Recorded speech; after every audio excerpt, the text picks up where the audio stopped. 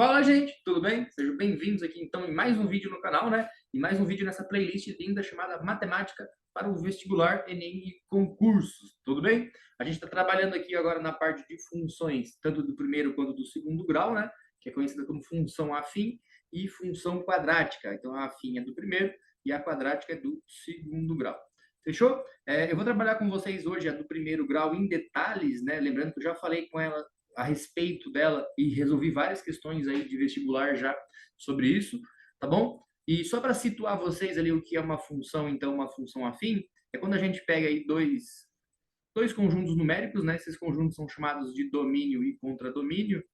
Note que eles têm uma relação já pelo nome entre eles, e a outra relação que é trabalhada entre eles é como um valor sai do domínio e se transforma em outro valor lá do outro lado, né? Eu vou colocar aqui dentro um y, tá, gente? Mas já vou falar a respeito disso. E a função é quem faz esse trabalho, tá? Então, existem mais de dois tipos, tá? A gente vai trabalhar bastante esses dois tipos, né? E função, quando a gente fala de x, y, também é conhecida como polinômio. Lembrando que o polinômio, né? Polinômio, ele está ligado diretamente ao grau. O que é o grau? Ele está ligado, então, ao número que vai em cima do x, né? Grau 1 elevado a 1, grau 2 elevado a 2.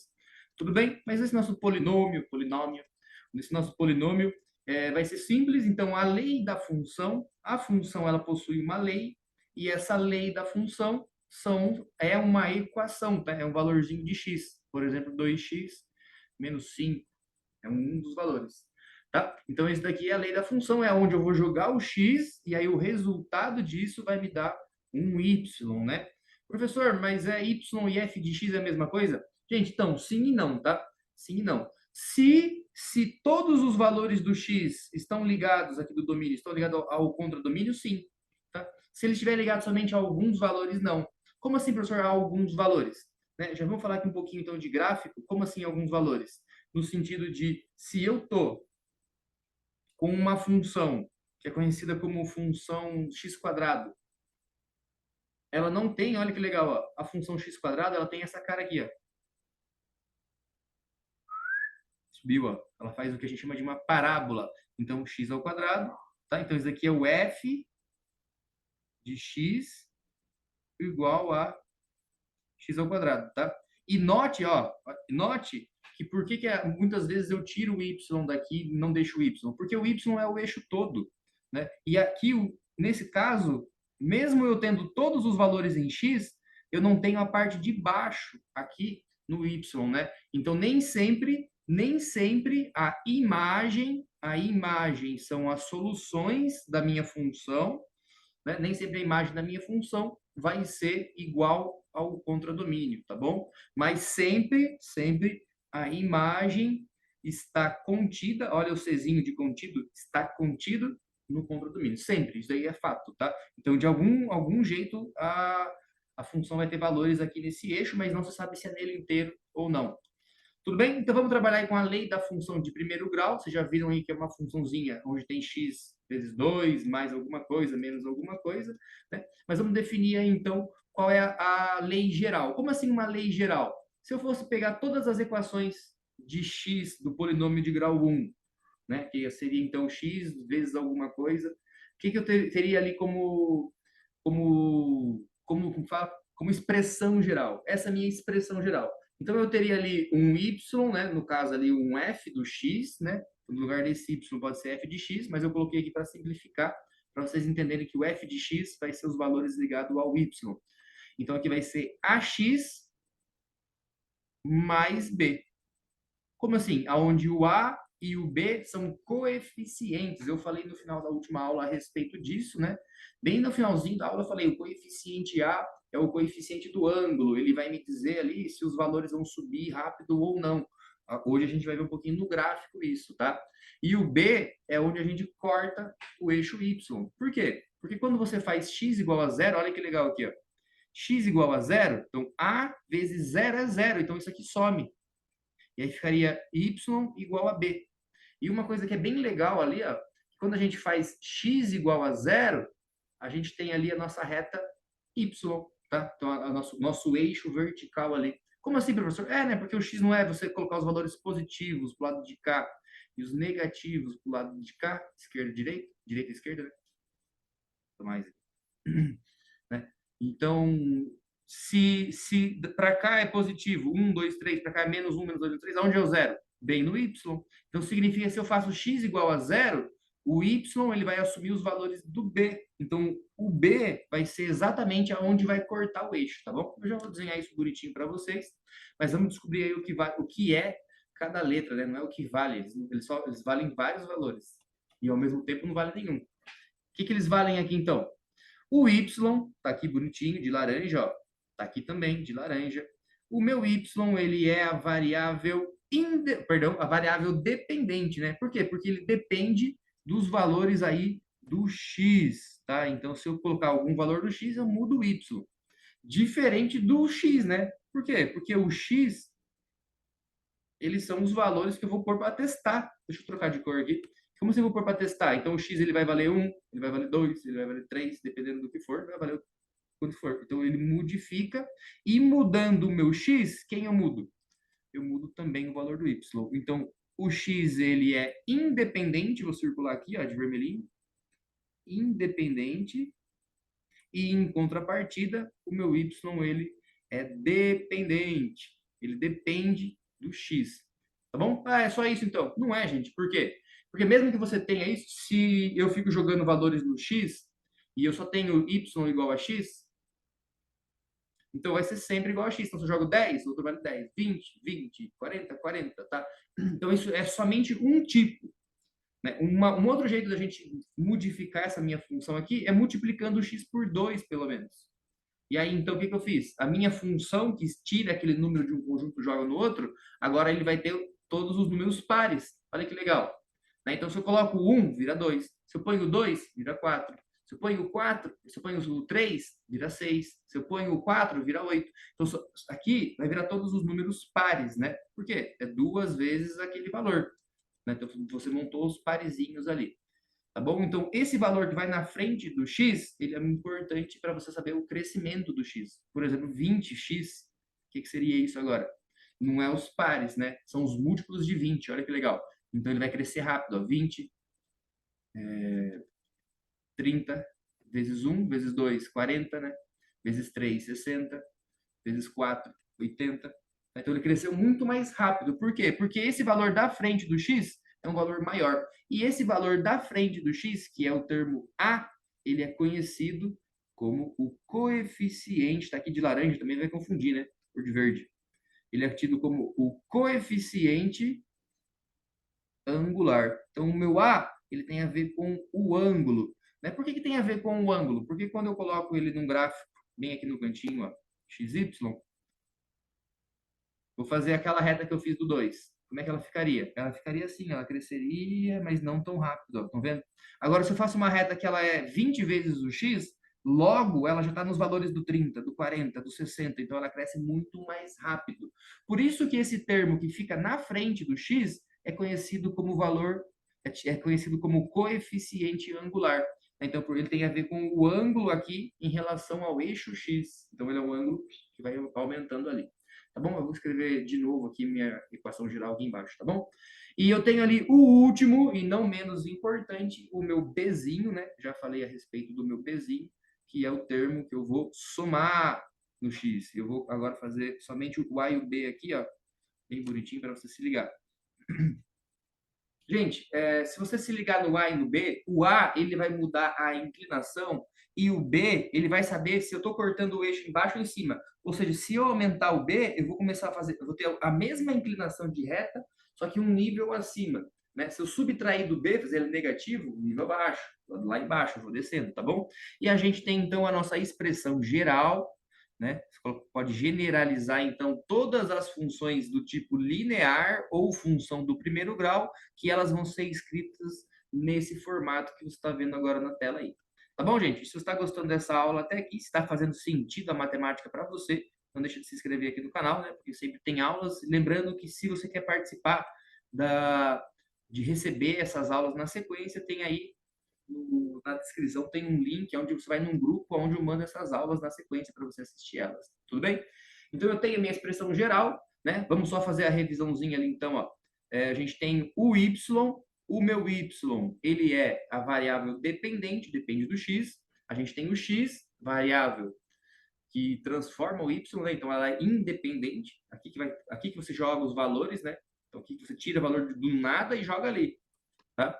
E o a, que é o ângulo, se está mais para baixo, mais para cima. O B, que é aonde eu corto o eixo, tá bom? Então é somente isso, tá? Vale aqui, deixa eu ver, deixa eu deixar mais bonitinho para vocês baterem um print. Assim. Isso. Bate um print aí que você tem a equação geral de uma reta. Como assim, professor? Sim, isso aqui vai sempre ser uma reta. Tá bom? Mas vocês notaram, né? Que eu estou fazendo sempre reta aqui. Né? Mas por que que ele vai ser sempre uma reta?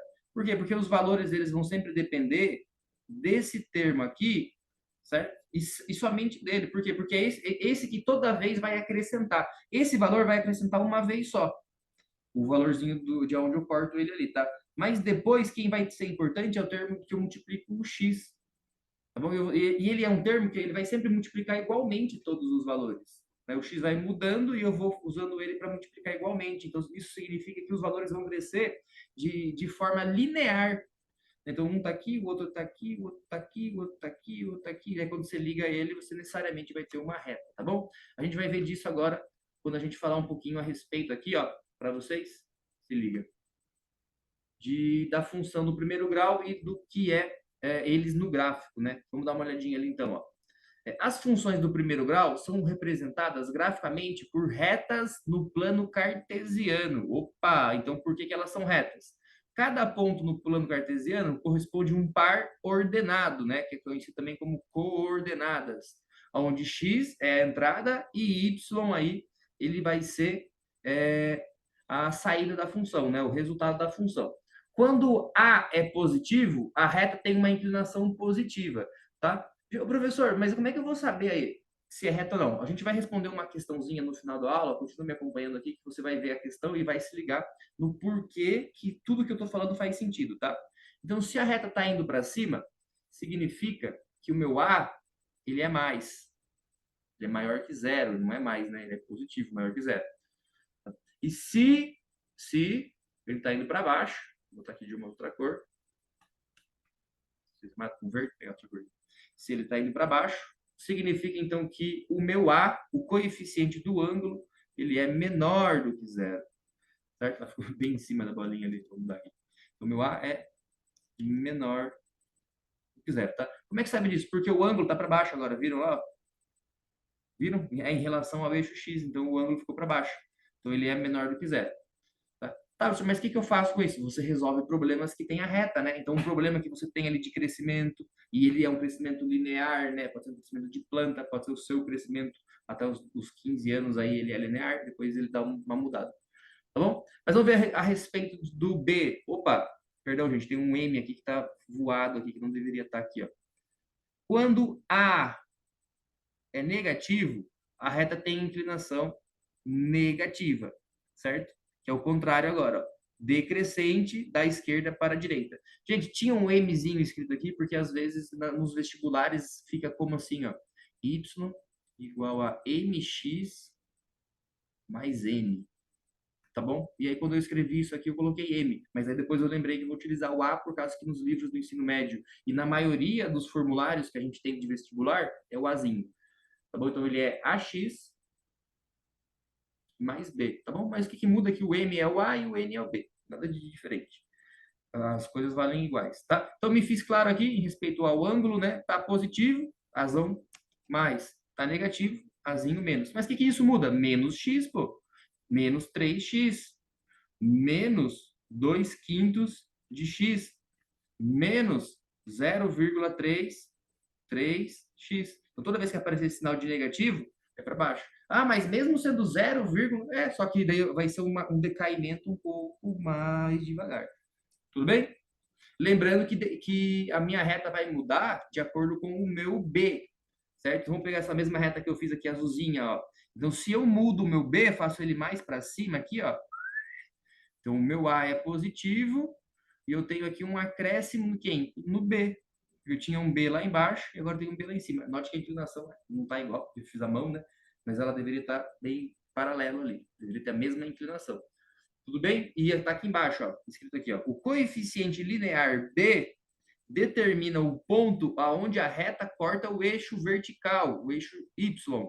Se B é positivo, a reta corta o eixo Y para cima da origem. A origem é o ponto zero, tá, gente? É legal colocar a letra O, que você lembra que o O é zero. Então ele corta para cima. Se o B é negativo, né? Vamos fazer o A aqui, esse A maior que zero de branco, fazer ele lá embaixo. Então como é que ele ficaria? Aqui, agora vai ficar paralelo, ó. Ah, ficou negativo. Então eu teria um B negativo nesse caso aqui, porque ele fica abaixo da origem. Fechou? Gente, a gente vai resolver um probleminha agora. Se você está curtindo a aula aí, espero que não esteja tão chato para você aí, se vocês estejam gostando disso, tá bom?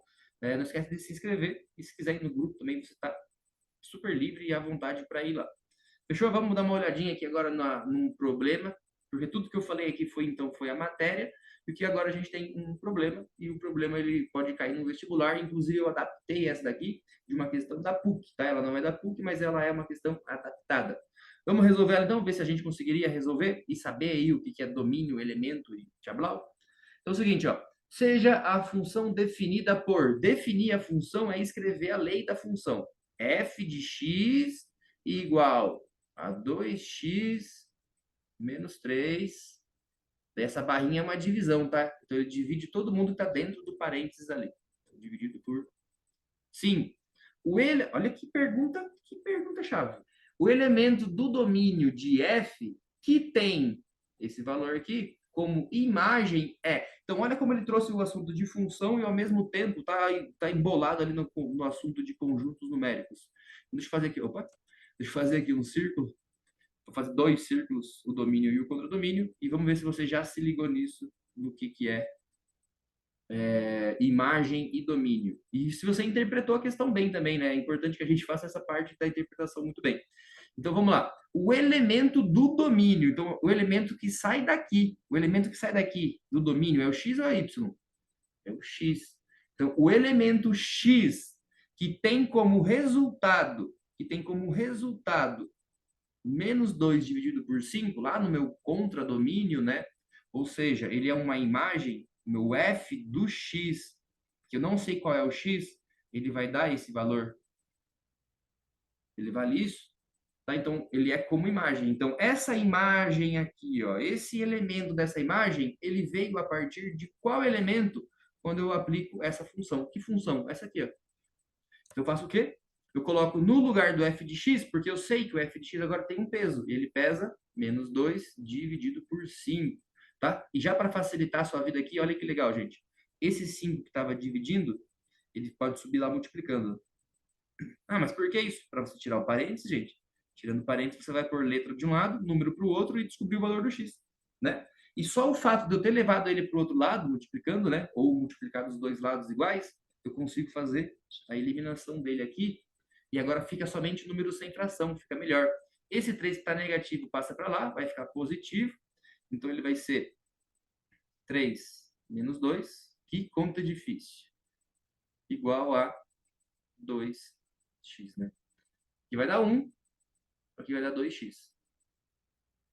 Então, o 2 está multiplicando, então ele vai passar lá embaixo, dividindo o 1, o que resulta aqui para a gente. Eu faço sempre isso, gente. É legal você falar com você mesmo, né? Então, quando você faz esse processo, por quê? Porque você vai inverter assim de lado e às vezes quando a gente não, né? Quando vocês invertem de lado aí, eu como professor digo muito isso, vocês acabam confundindo a fração. Então, cuidado aí, né? Então, quem desceu lá embaixo foi o 2. Então, o 2 obrigatoriamente ele tem que aparecer aqui. Beleza? Então, significa que o meu x é igual a meio, né? Então, significa que quando eu aplico o meio, eu pego essa minha função aqui, eu aplico meio nela, o resultado dela vai ser menos 2/5. Beleza? Que é a imagem. Fechou, gente? Espero que vocês tenham gostado dessa aula. Eu sei que é uma aula um pouco maçante, quando a explicaçãozinha assim realmente um pouco maçante, né? Mas vale muito a pena você pegar e voltar ali, se for possível, ver a parte da aula a parte dos termos específicos ali de cada um deles, né? Seja o coeficiente angular, seja o x, seja o y e o linear, porque a gente vai responder bastante questões disso ali, tá? Mas não somente por isso, porque os outros assuntos vai ter muito de função do primeiro grau. Primeiramente, se você quiser me acompanhar aqui, tem um link aí na descrição, tá? Os próximos temas são esses daqui, lembrando que tá tudo na sequência em que o vestibular te cobra, né? Tem mais aqui também, ó, pra você não sofrer, tem muita coisa, tá bom? E por enquanto é isso, um grande abraço, ficando até mais, tchau, tchau.